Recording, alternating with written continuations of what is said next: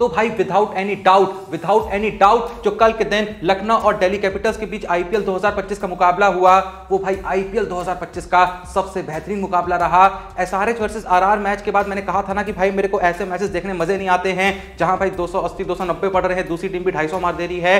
तो वहां पर मैं ये भी कह रहा था कि मुझको किस तरीके के मैचेस देखने मजा आता है, भाई ऐसे मैचेस देखने मजा आता है जहां बैटिंग और बॉलिंग दोनों का बराबर मुकाबला रहे, एक ठीक ठाक स्कोर पहली इनिंग में पड़े, उसके बाद दूसरी इनिंग में बॉलर्स भी कुछ खेला खेले और साथ में बैट्समैन भी कुछ ऐसा कमाल करें कि हम कह सकें कि भाई हम यूं ही कोई मैच नहीं देख रहे थे, हम एक ऐसा क्रिकेट मैच देख रहे थे जहां भाई बैट और बॉल दोनों का बराबर काम रहा। वो अलग बात है कि कल का ये मैच भी पूरे तरीके से एक वन साइडेड मैच बन चुका था।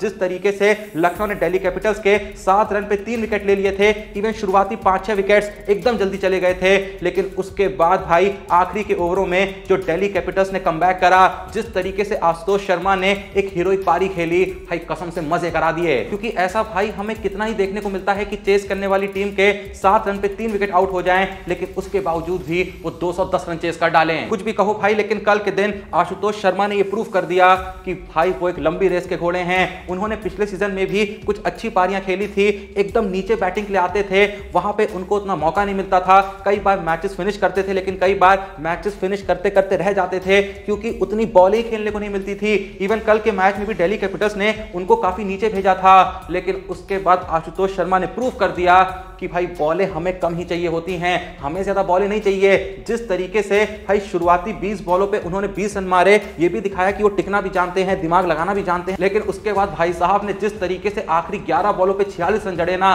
भाई कसम से मजा ही आ गया। और भाई ऐसा आशुतोष कोई पहली बार नहीं कर रहे हैं। अगर आप उनकी पिछली पारियां देखें तो उनके स्कोर थे 31, 33 नॉट आउट, 61, 3, 8, 17 नॉट आउट और कल के दिन जड़े 66 नॉट आउट। अगर तुम में से कोई सोच रहा है कि आशुतोष शर्मा ने कल के दिन इतना बेहतरीन फिनिश आखिर कैसे दिया, तो भाई तुम कैसे भूल सकते हो कि अभी हाल ही में आशुतोष शर्मा किसके साथ फोटो खिंचा के आए थे। तो आओ यार भाई, इसी बात पे हम सब एक बार फिर से मिलके बोलते हैं कि चाहे कैसा भी हो सीजन, थाला फॉर अ रीजन। ये बड़ी अच्छी बात कही आप।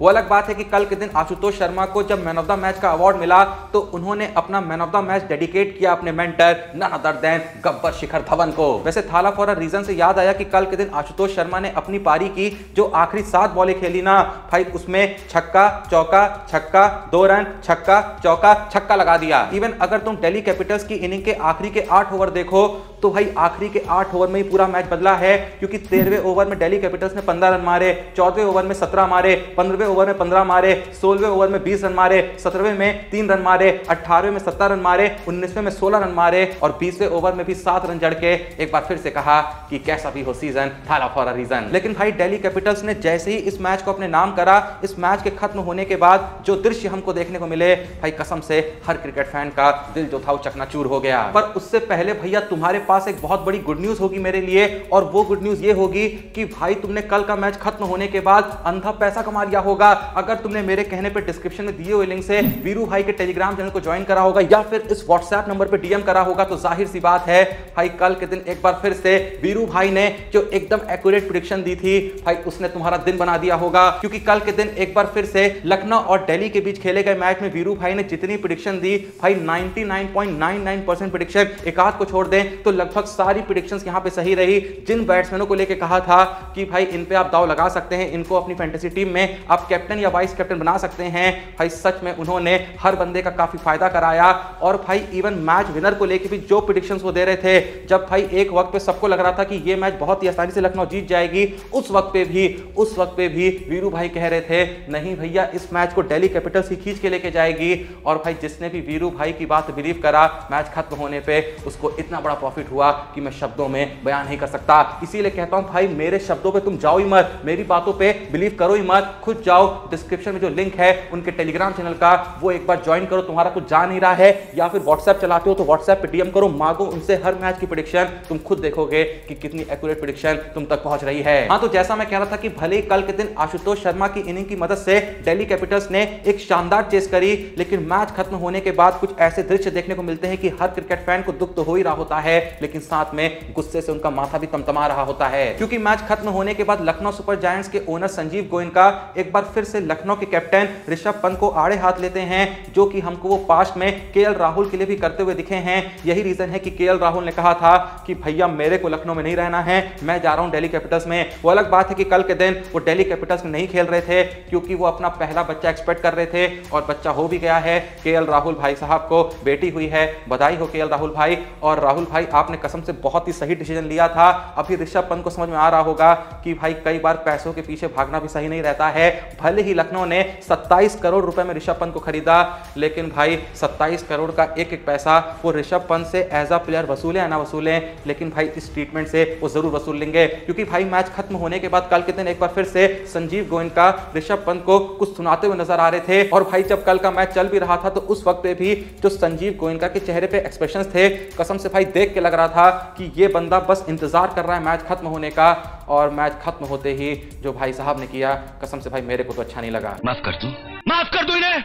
हाँ, वो अलग बात है कि कल के मैच में ऋषभ पंत ने भी कुछ ऐसे कांड करे हुए थे कि वो सुनना डिजर्व करते थे, लेकिन भाई ओनर नहीं सुना सकता है। जो हेड कोच है, जो मेंटर है, जो क्रिकेट के ज्ञानी हैं, वो सुनाए समझ में आता है। और सुनाना क्या, वो बातचीत करें समझ में आता है।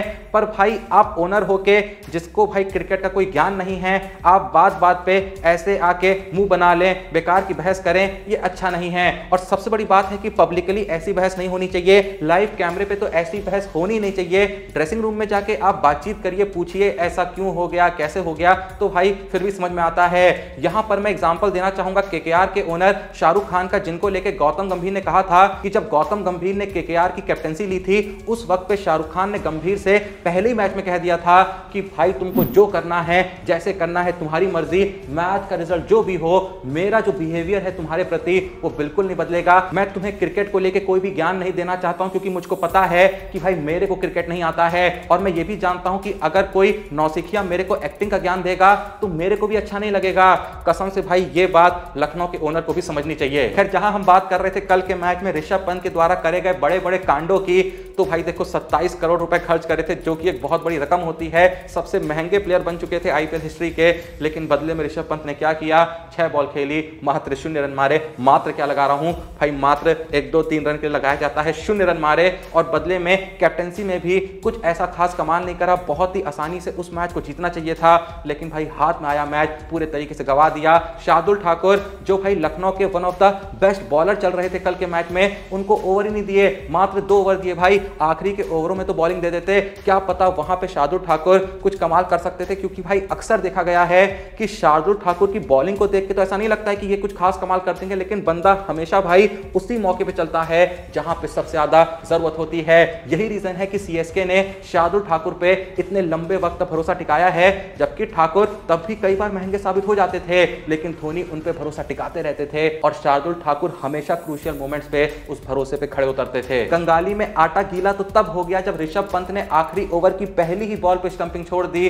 अगर वहां पे भी स्टंपिंग कर देते तो 27 करोड़ के 1-8 लाख तो वसूल हो गए होते। क्योंकि भाई अगर वो स्टंपिंग हो गई होती तो लखनऊ कल का मैच जीत गई होती। सॉरी।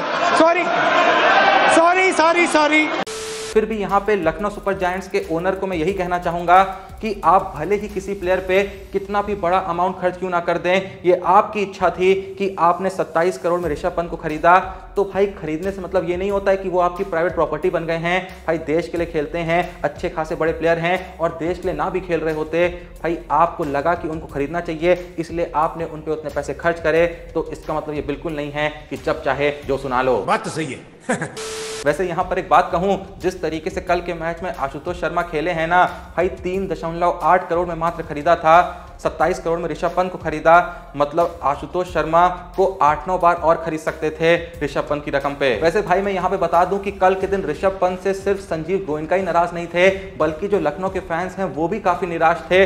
क्योंकि भाई चारों तरफ सोशल मीडिया पे जो हैशटैग कल के दिन सबसे टॉप पे ट्रेंड कर रहा था, वो पता है कौन सा हैशटैग था? Stupid stupid stupid. लेकिन इसी हैशटैग के नीचे एक और हैशटैग ट्रेंड कर रहा था और वो हैशटैग था आशुतोष शर्मा। लोग भाई आशुतोष शर्मा की पारी से इतना ज्यादा प्रभावित थे क्योंकि जिस तरीके से उन्होंने मैच को फिनिश करा।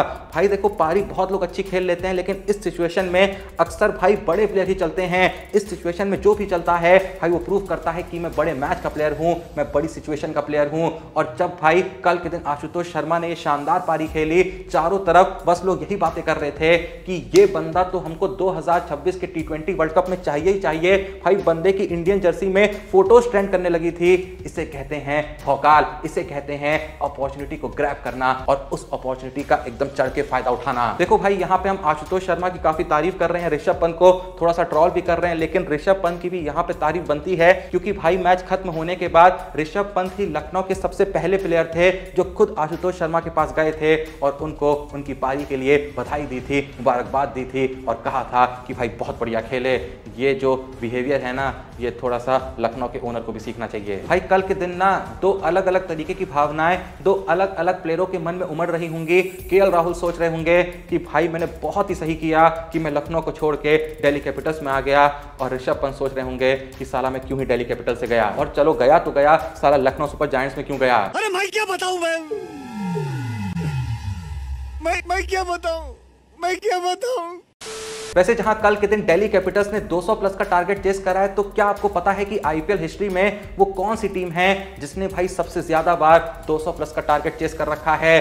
भाई इस लिस्ट में सबसे टॉप पे वो टीम आती है जो आज तक एक भी टाइटल नहीं जीती। मैं बात कर रहा हूं पंजाब की, जो ये कारनामा 7 बार कर चुकी है। जी हां, 7 बार पंजाब आज तक आईपीएल हिस्ट्री में 200 प्लस का टारगेट चेस कर चुकी है।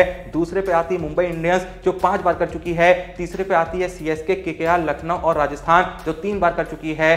और एट लास्ट आती है आरसीबी, एसआरएच और दिल्ली जो मात्र 2 बार ये कारनामा करी है। यहां पर भाई सोचने वाली बात यह है कि आरसीबी को लेकर अक्सर ये बात होती रही है कि इनकी बॉलिंग खराब होती है, बैट्समैन तो ये हमेशा से बड़े बड़े खिलाते रहे हैं, लेकिन उसके बावजूद भी 200 प्लस के टारगेट चेस करने के मामले में आरसीबी आज भी एसआरएच और दिल्ली के साथ सबसे नीचे बैठी हुई है। तो बस भाई आज के लिए इतना ही। आप लोग का लखनऊ सुपर जायंट्स के ओनर के बिहेवियर के बारे में क्या कहना है कमेंट सेक्शन में जरूर बताइएगा, और साथ ही साथ भाई ऋषभ पंत के बारे में आपका क्या सोचना है, क्या उनसे कोई बहुत बड़ी गलती हुई, ये भी कमेंट में जरूर बताइएगा। और क्या आपको लगता है कि Ashutosh Sharma T20 world cup 2026 में इंडियन टीम में जगह डिजर्व करते हैं, इस पे भी अपना ओपिनियन हर कोई कमेंट सेक्शन में जरूर दीजिएगा। और याद से भाई डिस्क्रिप्शन में दिए हुए लिंक से वीरू भाई के टेलीग्राम चैनल को ज्वाइन कर लें ताकि आने वाले मैच में कोई भी एक्यूरेट प्रेडिक्शन आपसे मिस ना हो। अभी के अभी इस व्हाट्सएप नंबर पे जाके यूं ही डीएम करिए। आप भाई मत बनाना फैंटेसी टीम, मत करना प्रेडिक्शन, एक बार जाके देखो तो मैसेज करके क्या जा रहा है। व्हाट्सएप पे मैसेज करने में क्या ही जाता है, बस मैसेज करके पूछो कि आज का मैच कौन जीतेगा, आज के मैच में रन कौन ज्यादा मारेगा, आज के मैच में रन कितने पड़ सकते हैं 20 ओवर में। भाई जब तुम उनकी प्रेडिक्शन देखोगे ना, तुम खुद कहोगे कि भाई इन प्रेडिक्शन का इस्तेमाल करना चाहिए, अपनी फैंटेसी टीम मस्त यहाँ पे बनानी चाहिए ताकि मैच का मजा लेते लेते थोड़ा पॉकेट में भी मजा आ जाए। समझ रहे हो ना? तो जल्दी जाओ भाई वीरू भाई का टेलीग्राम चैनल नीचे दिए हुए लिंक से ज्वाइन कर लो, वीडियो को लाइक कर दो, चैनल को सब्सक्राइब कर दो। मिलते हैं नेक्स्ट वीडियो में, तब तक के लिए जय हिंद, धन्यवाद।